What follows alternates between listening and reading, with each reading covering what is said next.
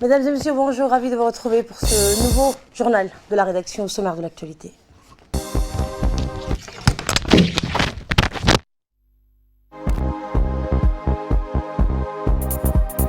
Adikil, le ministre de l'énergie chargé des ressources naturelles, a inauguré mercredi une nouvelle station-service dans la ville de Dikil. Et la Super Coupe de la Fédération djiboutienne de football, c'était hier soir au stade Gouled. C'est l'équipe de GR, donc d'Arkia. Donc la garde républicaine a dominé l'équipe d'Arkia par un score de 4 buts à 1. Et dans l'actualité internationale, la France dépasse le seuil d'1 million de cas positifs s'agissant de la pandémie du Covid-19. Bonjour et merci de nous accueillir chez vous. À Arta, le ministre de l'Éducation nationale, Moustapha Mohamed Mahmoud, a procédé jeudi au lancement de la seconde promotion des formations complémentaires dans les métiers de la cuisine et de l'hôtellerie. Le préfet et le président du conseil régional, Mohamed Cheikhou et Elmi Bouh-Goudade, ainsi que les élus de la région et les représentants des grands hôtels de la place en préparent la cérémonie. Ce sont quelques 60 jeunes diplômés à la recherche d'emploi, dont 5 personnes à besoins spéciaux qui vont suivre des formations dans des métiers tels que le housekeeping, la réception, la restauration et la cuisine. Ces formations se feront en collaboration avec les grands hôtels de la place tels que le Kempinski, le Sheraton, les Acacias et Capital, dont les représentants préparent la cérémonie d'inauguration. Le ministre et les officiels ont visité les salles de formation et ont suivi les exposés des formateurs ainsi que des séances de démonstration effectuées par les apprenants. Le ministre a lancé un appel pressant à la jeunesse qu'il a invité à tirer le meilleur profit de ces formations. Il a indiqué par la suite que son département est déterminé à relever le défi de l'emploi pour tous. Les autorités locales et surtout les professionnels du secteur de l'hôtellerie et du tourisme ont réaffirmé leur plein soutien au ministère de l'Éducation nationale pour mener à bien ce projet de formation au métier de l'hôtellerie et du tourisme. Ils ont appelé les parents et les jeunes à ne pas se méprendre sur les avantages et l'intérêt des métiers de ce secteur d'avenir. Nous restons toujours dans le sud du pays, à Dikil cette fois, je vous le disais en titre, où le ministre de l'énergie chargé des ressources naturelles, Younis Ali Guédi, a inauguré mercredi une nouvelle station-service Rubis dans la ville. Outre les locales et les élus locaux, cette cérémonie a vu la participation de l'ambassadeur de France à Djibouti, Arnaud Guillois, du préfet de la région de l'Unité, Aden Dalal Moussa, et du président du conseil régional, Abdelrahman Younis Ali. Pour rappel, cette nouvelle station qui vient de voir le jour dans la ville de Dikil est la 10e station-service de ce groupe français à Djibouti.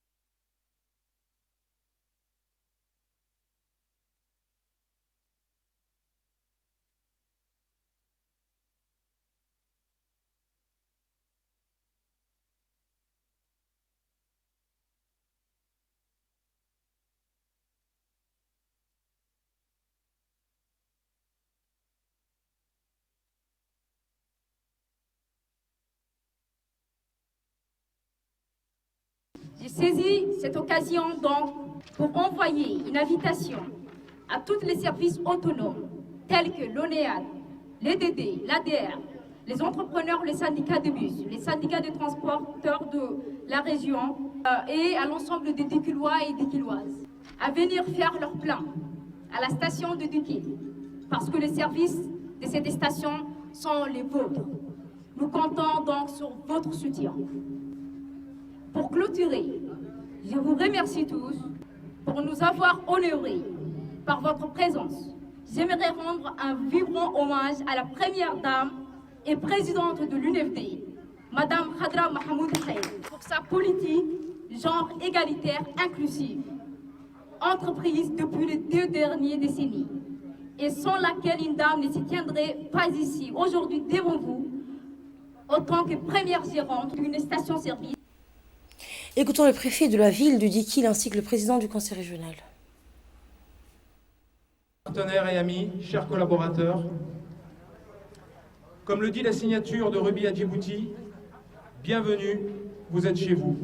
Chez vous, à Dikil, ville de l'unité, un symbole en cette journée particulière.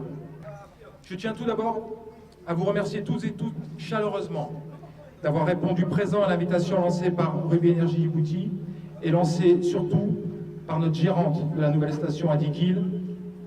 Nous sommes particulièrement fiers pour la première fois d'avoir une gérante et non pas un gérant à la tête d'une de nos stations-service. Votre présence nombreuse témoigne de ce lien très spécial qui s'est tissé en peu de temps, 5 ans très exactement, entre Ruby Energy à Djibouti et ses partenaires, clients, et d'une manière générale avec la société djiboutienne dans son ensemble. Donc, si nous sommes réunis ce jour, c'est pour inaugurer notre nouvelle station de Dikil. Et nous en sommes particulièrement fiers, car il s'agit de notre 3e station-service en district, après celle de Tadjoura et celle d'Obok. Ruby a pris l'engagement d'accompagner les autorités djiboutiennes dans leur volonté de décentralisation. Et dans ce cadre, nous ne pouvions pas ignorer Dikil. Aujourd'hui, Ruby est fier de pouvoir redonner aux Dikilois l'accès à un carburant de qualité, à un prix compétitif, et ce 24 heures sur 24, 7 jours sur 7. Nous sommes aujourd'hui réunis pour une occasion très importante, qui est l'inauguration de cette station-service Ruby.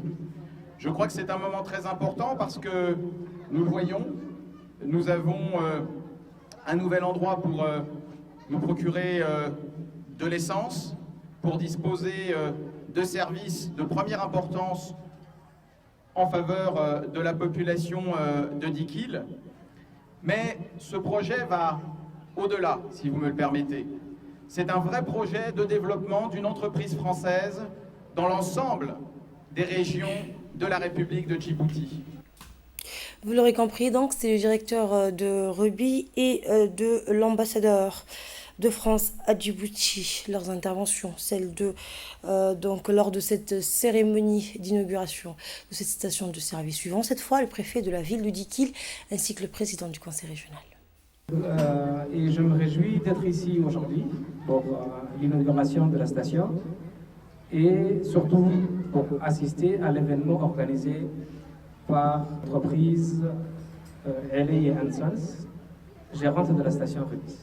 Je vous dis, c'est un grand challenge de gérer une station, de reprendre plutôt une station dans une région qui n'a pratiquement pas connu depuis plus de 20 ans. Donc, près de 20 ans, comme une station n'existe pas, les gens se sont organisés.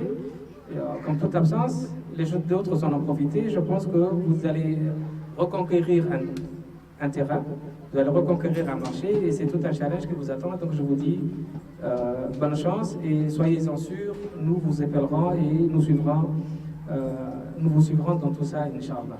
Et nous nous engagerons à faire en sorte que ce challenge réussisse. Donc bonne chance à Hamzi et à tout le monde et surtout à Hasna la gérante, je vous dis bon courage. Et en ma qualité de président du conseil régional, je me permets surtout au ministre de l'énergie, au directeur général de Rubis Énergie, de bien vouloir vous accueillir dans cette région qui a beaucoup de symboles en fait. C'est la région de l'unité, c'est le berceau de la coexistence pacifique entre les différentes composantes nationales. Et en ma qualité de président, je vous dis bienvenue, soyez les bienvenus dans ma région, dans la région de l'unité. C'est toutes les localités limitrophes ainsi que toutes les localités situées sur le corridor, sans oublier les trafics très denses de voitures et de biens qui seront bien sûr désormais desservis avec cette nouvelle station-service Rubis. La société Rubis, qui distribue et commercialise les carburants et les lubrifiants des marques, poursuit bien sûr sa stratégie de revalorisation de son offre en station-service, axée bien sûr sur une plus grande accessibilité et une multiplicité de prestations. Et pour sa part, le ministre de l'Énergie, Younis Ali Guedi, a salué d'emblée la présence de plus en plus visible de Ruby dans les régions de l'intérieur. Le ministre a réaffirmé, vous entendrez également l'engagement de son ministère à poursuivre les efforts de lutte contre la contrebande afin d'éradiquer la présence de produits de piètre qualité dans la région et promouvoir les investissements des opérateurs privés. Nous l'écoutons. Nous sommes réunis ce matin afin d'inaugurer cette nouvelle station de l'unité. Encore une station de Rubis Djibouti. La politique du secteur des hydrocarbures se précise sous des formes concrètes avec l'accompagnement des sociétés pétrolières dans le cadre du processus de la décentralisation initié sur la feuille de route du chef de gouvernement et président de la République, Al-Hajj Omar Guelleh, sur la politique de décentralisation. J'ai moi-même déjà eu l'occasion d'inaugurer 3 dernières stations, une à Djibouti-Ville et 2 dans les régions qui sont Obok et Tadjoura. Ces 2 sites, hors de Djibouti, démontraient déjà l'engagement des Rubis à contribuer à la décentralisation, enjeu crucial de notre République. Mais je tiens également à préciser que chaque nouvelle station Rubis entraîne la création de nouveaux emplois pour les locaux et permet aux Djiboutiens de bénéficier d'un carburant de qualité, ce qui n'était pas le cas jusqu'à présent dans la région de l'Unité. Dans ce cadre, nous nous engageons, nous, gouvernement, à poursuivre les efforts de lutte contre la contrebande afin d'éradiquer la présence des produits piètres de qualité dans la région de l'Unité pour ainsi promouvoir les investissements des opérateurs privés comme ici, la nouvelle station qui vient d'ouvrir aujourd'hui. Je profite de cette occasion aussi pour appeler à tous mes concitoyens à apporter leur soutien aux autorités compétentes dans le cadre de la lutte contre la contrebande sur le corridor Djibouti-Dikil et Dikil-Galafi. Cette nouvelle station de Dikil démontre une fois de plus l'engagement des sociétés pétrolières dans cette volonté d'afficher l'accompagnement à la décentralisation dans toutes les régions de notre jeune République. Une station-service, quand elle ouvre dans une zone, apporte beaucoup. Ne l'oublions pas, et notamment aux habitants de sa périphérie, ici, pour tous les Dikilois. Une station-service fonctionne 24 heures sur 24, selon les normes des standards internationaux, mais aussi selon les normes initiées par le gouvernement de la Djibouti et notamment les ministères de l'énergie. Elle contribue en effet à faciliter les quotidiens des populations locales à travers l'offre de services allant de l'entretien des véhicules en passant par la vente des produits alimentaires et des produits de première nécessité. Nous encourageons le groupe Rubis à poursuivre ses investissements à Djibouti, que ce soit dans la ville de Djibouti ou dans les régions.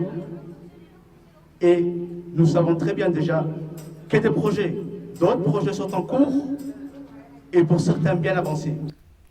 Et nous retrouvons l'appel à la prière. Je vous retrouve tout de suite après pour le reste de l'actualité. Allahu Akbar, Allahu Akbar,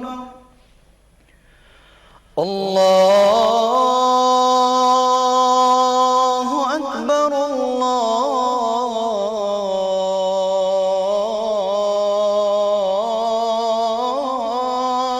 Akbar. أشهد أن لا إله إلا الله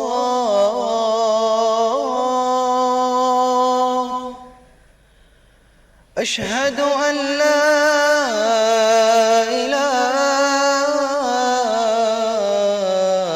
إله إلا الله أشهد أن محمد رسول الله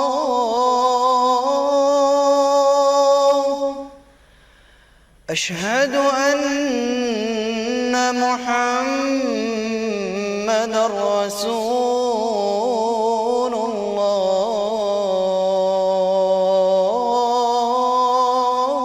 الله حي على الصلاة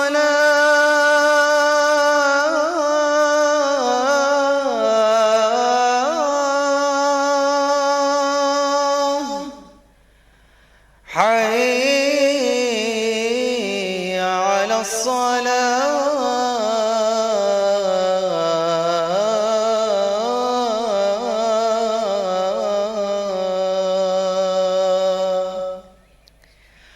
حي على الفلاح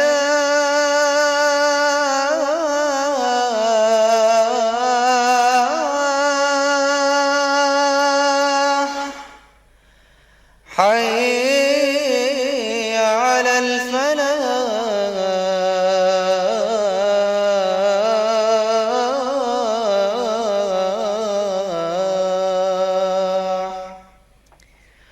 الله أكبر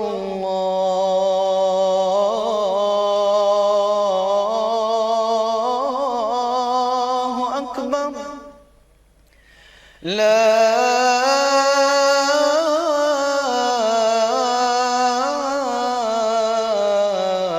إله إلا الله. اللهم رب هذه الدعوة التامة والصلاة القائمة آت سيدنا محمدا الوسيلة والفضيلة وابعثه اللهم مقاما محمودا الذي وعدته إنك لا تخلف الميعاد. C'était l'appel à prière, page sportive de ce journal. La Super Coupe de la Fédération djiboutienne de football était attendue hier soir au Stade Gullet. Cette journée est parrainée par le vice-président de la Fédération djiboutienne de football, Mohamed Yassine, ainsi que du directeur des sports au secrétariat d'État à la jeunesse et au sport, Abshir Hassan, a opposé donc les deux vainqueurs de la Coupe de Djibouti et du championnat national, l'équipe CIAF, champion 2020, qui était opposée à l'équipe d'Arta Solar, qui avait remporté, donc on le rappelle, la Coupe de Djibouti. À l'issue de cette rencontre, l'équipe de la garde républicaine a dominé l'équipe d'Arta Solar 7, sans trembler par le score de 4 buts à 1.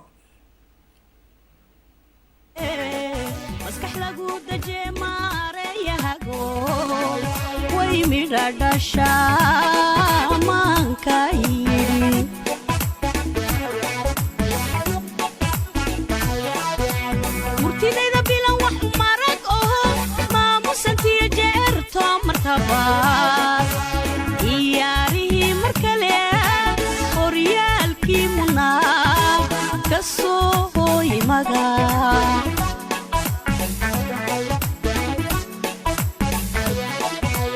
murtidayda bilan wax marag oo maamusantiyo jeerto martabaad ciyaarihii mar kale horyaalkii munaa ka soo hooyimaga.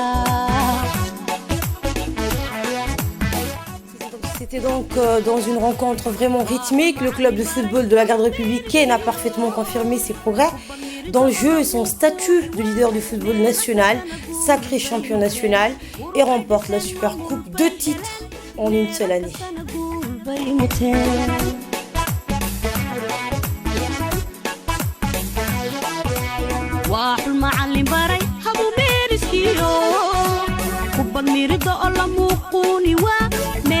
sana guul bay muteen muruqay dhiseen maamul bay heleen meedan kastana guul bay muteen muruqay dhiseen maamul bay heleen meedan kastana guul bay muteen muruqay dhiseen maamul bay heleen meedan kastana guul bay muteen.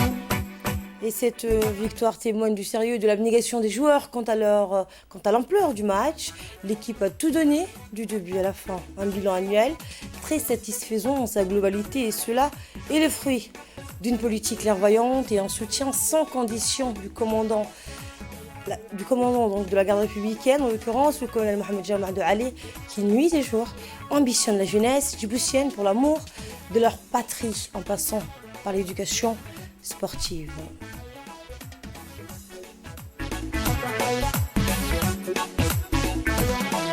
Haushi minima lagu molise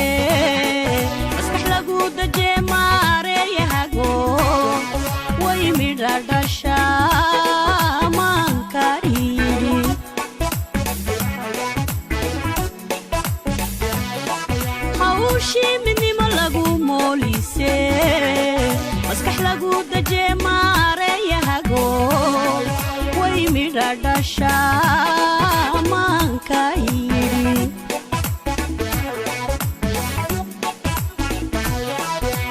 murtidayda bilan wax marag oho maamusantiyo jeerto martaba ciyaarihii mar kale horyaalkii munaa ka soo hooy magaa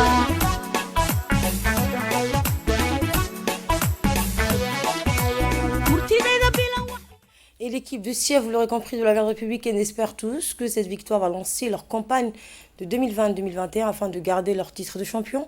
Une tâche lourde, certes, mais qui sera relevée avec courage par le staff et les joueurs. Et à l'issue de cette rencontre, l'équipe de la garde républicaine a dominé l'équipe d'Arta Solar, on le rappelle, par un score de 4-1.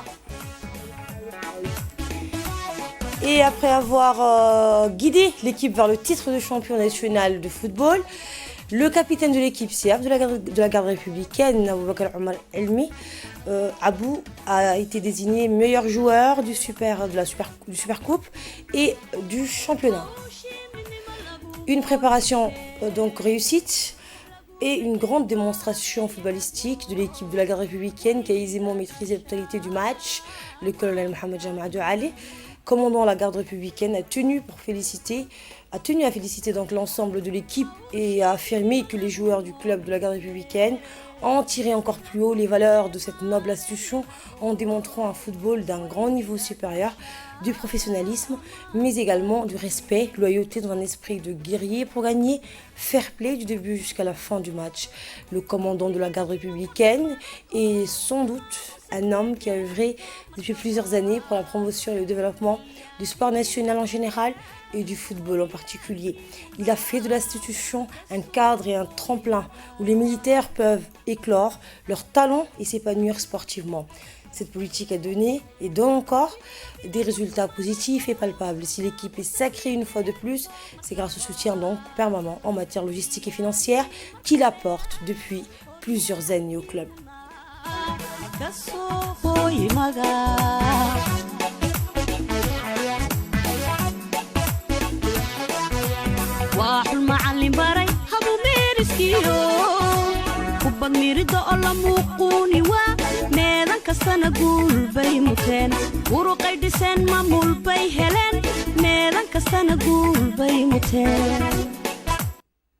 Et dans le reste de l'actualité, le premier porte-conteneur de la Djibouti Shipping Company qui opérera exclusivement entre la Turquie, Djibouti et la Somalie a été lancé lors d'une cérémonie hier.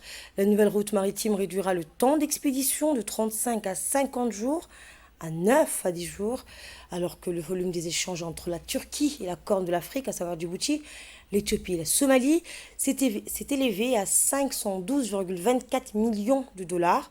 L'ouverture de la Turquie à l'Afrique, qui remonte au plan d'action adopté en 1988, s'est concrétisée en 2005.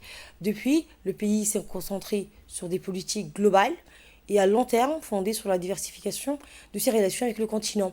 En ce sens, les domaines de l'agriculture, de la gestion des ressources en eau, du développement rural, de la santé, des micro-macro-entreprises et de la sécurité ont joué un rôle central dans les transactions économiques de la Turquie avec l'Afrique. Les relations entre l'Afrique et la Turquie se sont accélérées lorsque le premier sommet de coopération Turquie-Afrique s'est tenu dans la capitale commerciale Istanbul avec la participation de représentants de 50 pays africains en 2008 et le deuxième sommet s'est tenu à Malabo en Guinée équatoriale en 2014. La Turquie en compte 42 ambassades turques dans les pays africains. Retour à Djibouti au cours d'une patrouille au niveau de la frontière de Galilée. La brigade des douanes d'Ali Sébilly, en étroite collaboration avec le détachement de la police à Galilée, a permis de saisir une quantité des marchandises de khat de contrebande en provenance de l'Éthiopie. Cette importante marchandise de 450 kg de khat, les contrebandiers voulaient donc acheminer en quantité dans la ville d'Ali Sébilly. Selon la procédure standard en vigueur, cette quantité a été détruite sur place en présence du chef de la brigade de la douane par intérim d'Ali Sébilly, Mohamed Mohamed Hassan. Cette opération s'inscrit dans le cadre de la lutte contre la contrebande sous toutes ses formes. En Libye, un cessez-le-feu en attendant un hypothétique accord politique, le compromis signé à Genève par les délégations militaires des deux camps rivaux libyens stipule le départ des combattants et des formateurs étrangers. Le pas est modeste, mais dessert l'étau autour d'une Libye plongée dans l'instabilité depuis près d'une décennie. Un accord de cessez-le-feu a été donc signé hier, on le rappelle, à Genève, entre délégations militaires rivales issues du gouvernement d'accord national, siégeant à Tripoli-Ouest, et de l'armée nationale libyenne, basée en Cyrénaïque. C'était dans le titre. La France a passé hier le seuil du million de cas du Covid-19 depuis le début de l'épidémie. Si ce nombre, qui dépend fortement de la politique de dépistage, reste symbolique, les tendances sur plusieurs jours montrent que la situation continue de se dégrader avec plus de 40 000 nouveaux cas enregistrés en 24 heures, soit 410 de plus que la veille, selon Santé publique, donc France. Eh bien, le taux de positivité des tests ne cesse d'augmenter, atteignant 15,1% contre 14,3% la veille et seulement 4,5% début septembre. Le bilan donc s'alourdit également chaque jour avec 298 nouveaux décès, portant le total à plus de 34 500 morts. Et c'est tout pour cette édition. Merci à vous de l'avoir suivi. J'aurai le plaisir de vous retrouver ce soir à 22h pour un nouveau journal. Très bonne suite des programmes sur Télé Djibouti.